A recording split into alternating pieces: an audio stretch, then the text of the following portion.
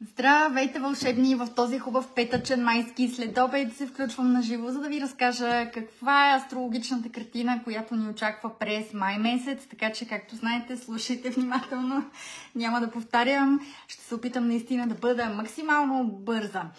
Започваме днес всъщност на 2 май с първото за месеца астрологично събитие. Това е съвпада между Венера и Нептун. Венера е планетата на любовта и на партньорските взаимоотношения, докато Нептун той е свързан с духовността от позитивна гледна точка, но от негативна гледна точка това е планетата на илюзиите, самозаблудите.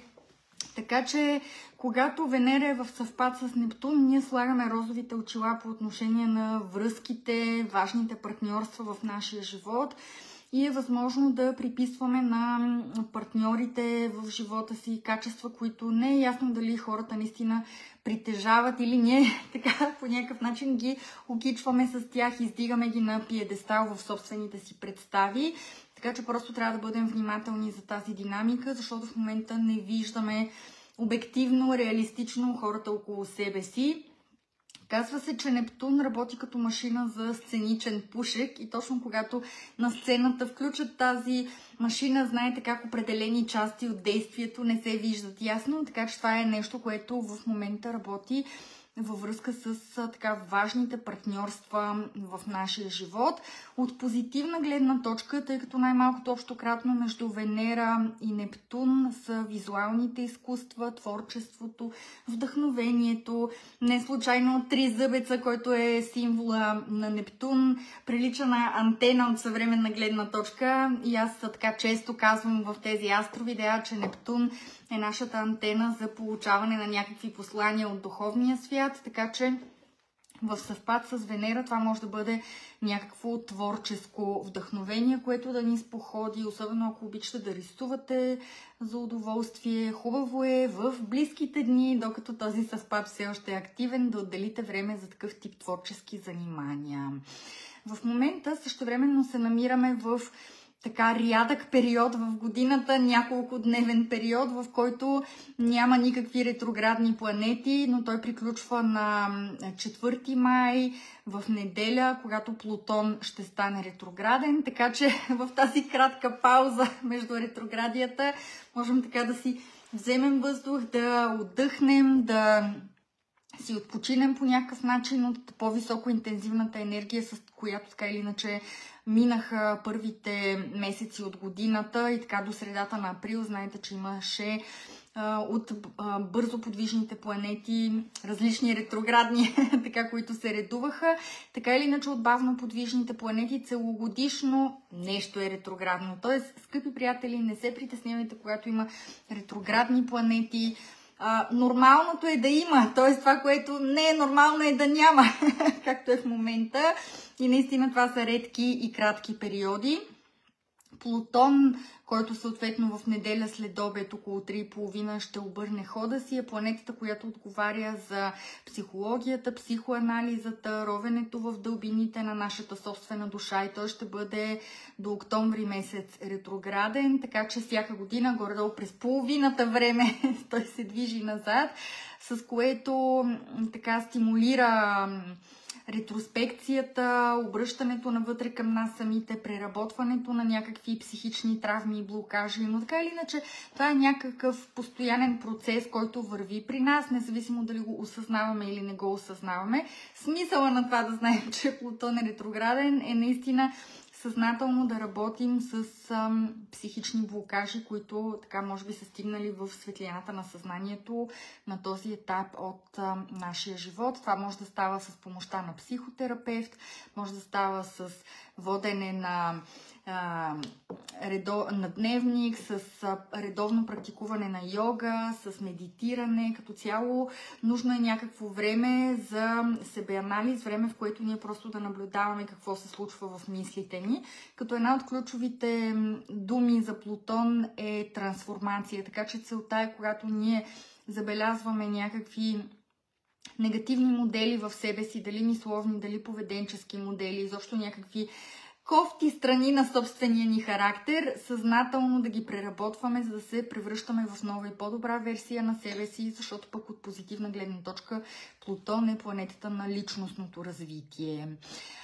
По-натам на 10 май Меркурий ще влезе в Телец. Меркурий, това е планетата на ума и на общуването. Телец е знак, който е свързан с спокойствие, с наслада. Това е знака на 5-те сетива, така че Меркурий, който иначе е свързан с една бърза подвижност, защото в митологията това е вестоносеца на боговете, онзи с крилатите бутушки, всъщност на територията на Телеца някак си става по-спокоен.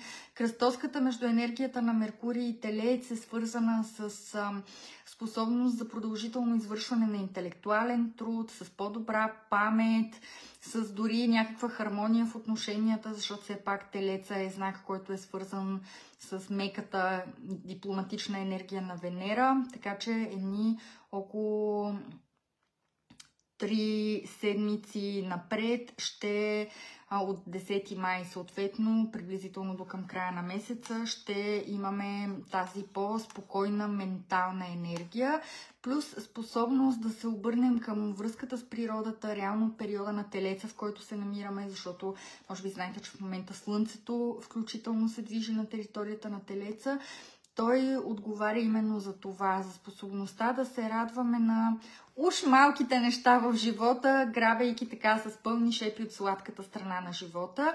Така че нека да използваме все още вървящия сезон на Телеца, просто за да се наслаждаваме. Например, ако вечеряме, нека вечерята да не е просто вкусно сготвена, тя да бъде красиво аранжирана, да звучи приятна фонова музика, да присъстват допира и докосването с любимите хора, всички онези малки неща, които радват сетивата. Сега е момента да си ги застъпим в ежедневието и защо да си подарим спокойствие.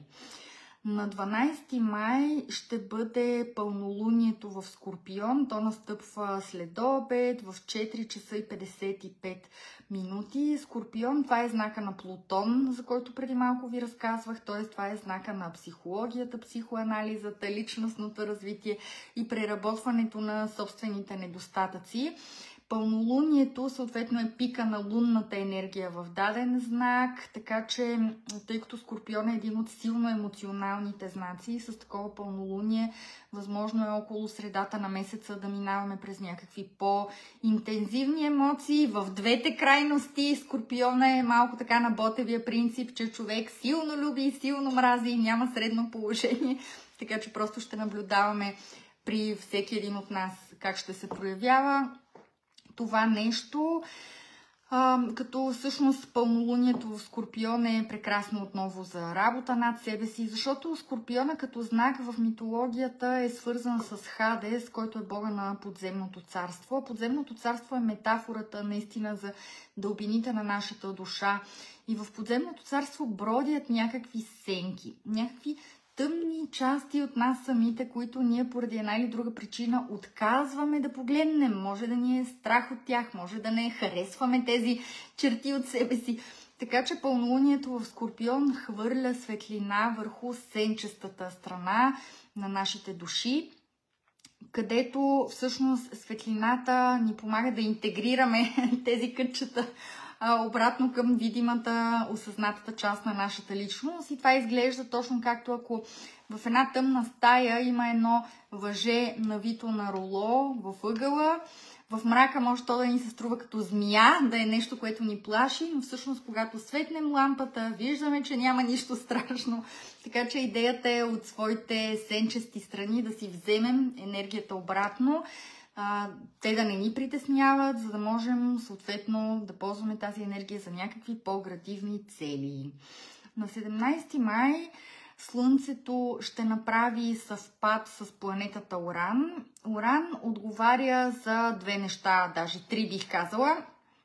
Уран е планетата на приятелството и съвпада на Слънцето с тази планета, съответно се отразява добре на груповите дейности, така че срещи с приятели, присъединяване към нови групи, организации по интереси, това е нещо, което може да бъде супер около 17 май.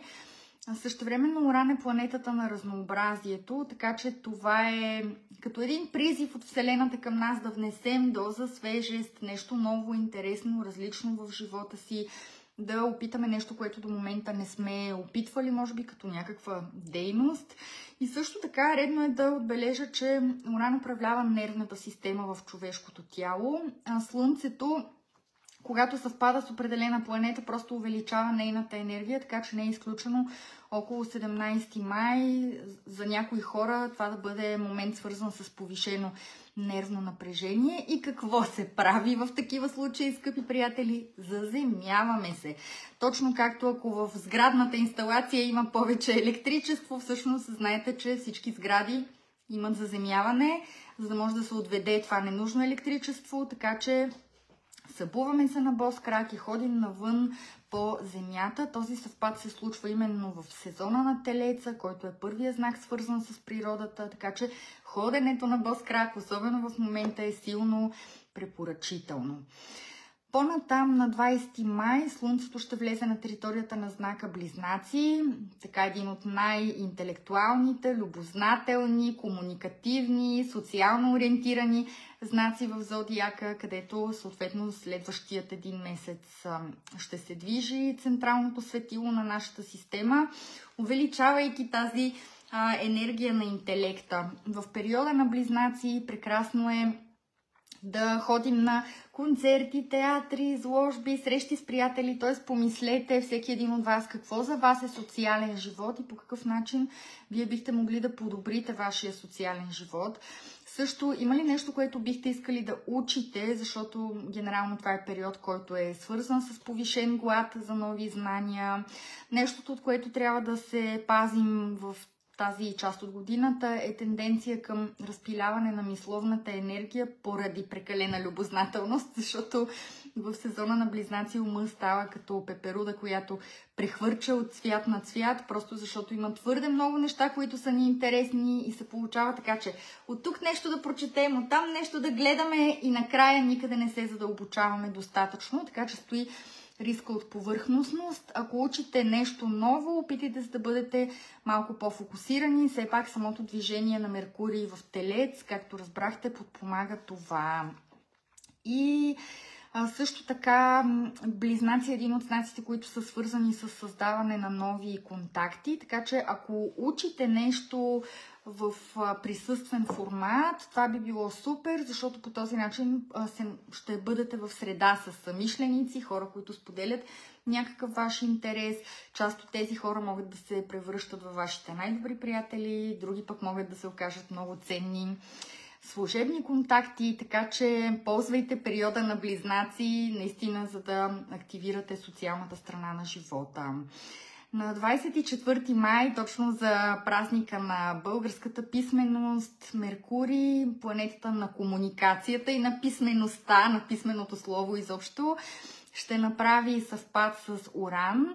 Уран, както ви споменах, е свързан с нуждата от разнообразие, но също Уран е планетата на гениите, на гениалните идеи и съвпада с Меркурий и работи в такава посока, че умовете раждат нещо ново, интересно, нестандартно, ексцентрично, така че ще бъде много ценно да наблюдаваме какви хрумвания ще имаме около 24 май. Просто имайте предвид, че когато Уран, планетата на електричеството, е замесен, идеите са като електрически проблясък в главата. Много бързо идват и много бързо си отиват, така че за да уловите вашите хрумвания, хубаво би било да ги запишете някъде, защото освен това по линия на Уран идеите нерядко са изпреварили времето си, това е планетата на бъдещето, така че възможно е след време да осъзнаете каква е голямата стойност на тази идея, също с оглед на това, че Меркурий е комуникатора сред планетите, а Уран отговаря за групите, за приятелите, отново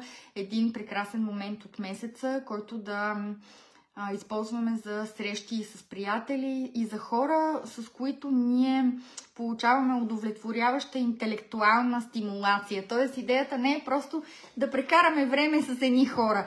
Идеята е да се съберем с такива хора, с които имаме интересни разговори, може да обменяме идеи и да си тръгнем вдъхновени и заредени. На 25 май Сатурн влиза на територията на Овена. За кратко, скъпи приятели, това е така един важен транзит на Сатурн.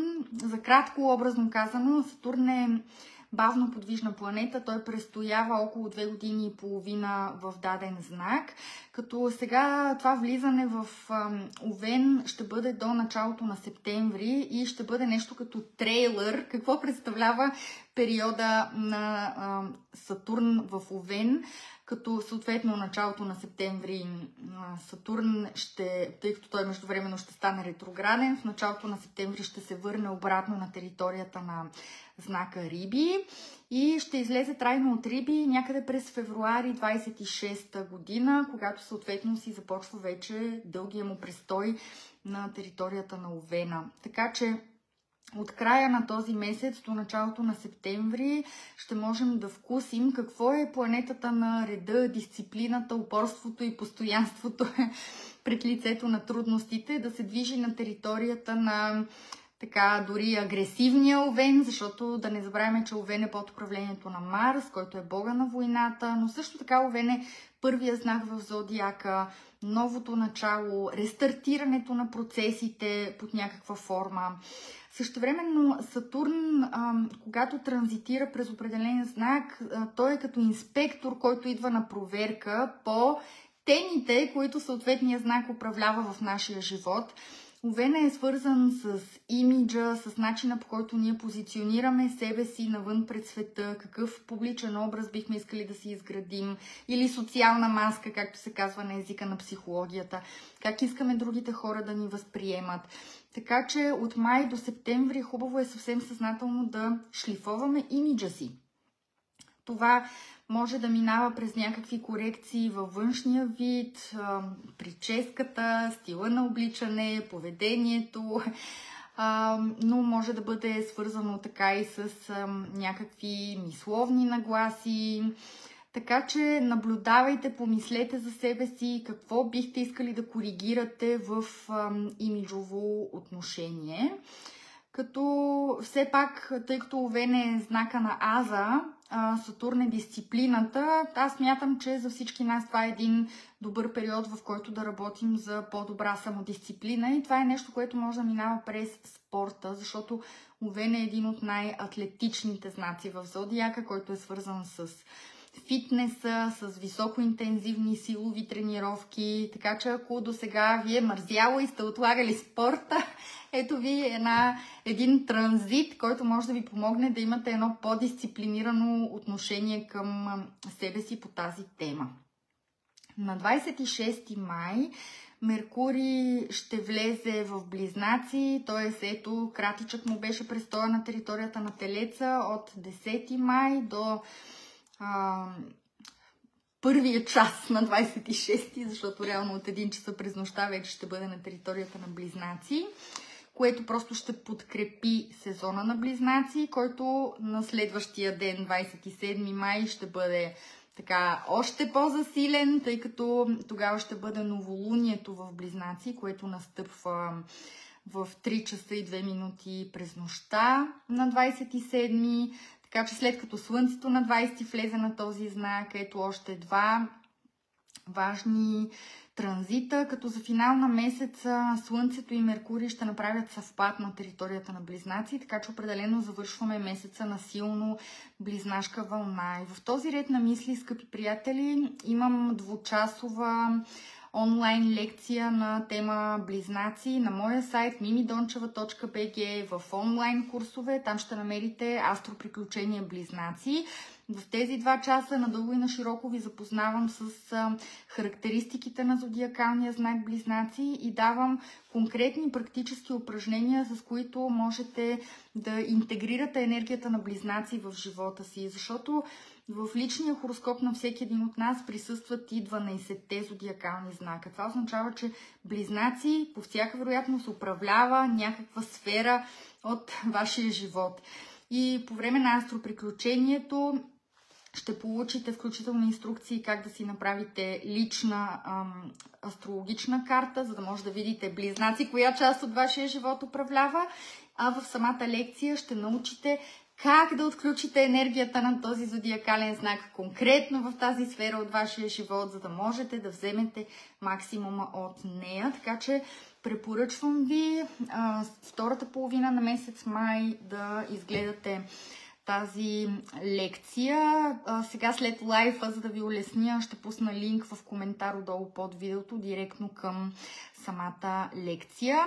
И така, скъпи приятели, не забравяйте, че аз оставам на линия за лични астрологични консултации за вас. Можете да си запазите час за онлайн среща с мен през моя сайт mimidoncheva.bg. На сайта цъкате консултации, там ще видите какви са различните астрологични консултации, които предлагам. И ако някой от тях резонира с вас, можете директно през сайта автоматично да запазите час в моя график. Имайте предвид, че часовете вървят горе-долу за един месец напред, така че не отлагайте, запишете си своевременно час, защото ще е нужно време, докато реално се осъществи самата среща. И така, надявам се тази информация, която ви разказах, да ви е полезна в хода на месеца. В общи линии няма нещо драматично, което се случва този месец. Има по-скоро така едни интересни интелектуални аспекти за работа над себе си, за нови знания, за комуникация. Така че пожелавам ви прекрасен, приятен май месец. За мен един от любимите през годината, когато времето навън става така приканващо да прекарваме повече часове сред природата. Вълшебни майски дни, вълшебни майски празници и ще се видим не след дълго отново тук на моята страница. Чао, чао!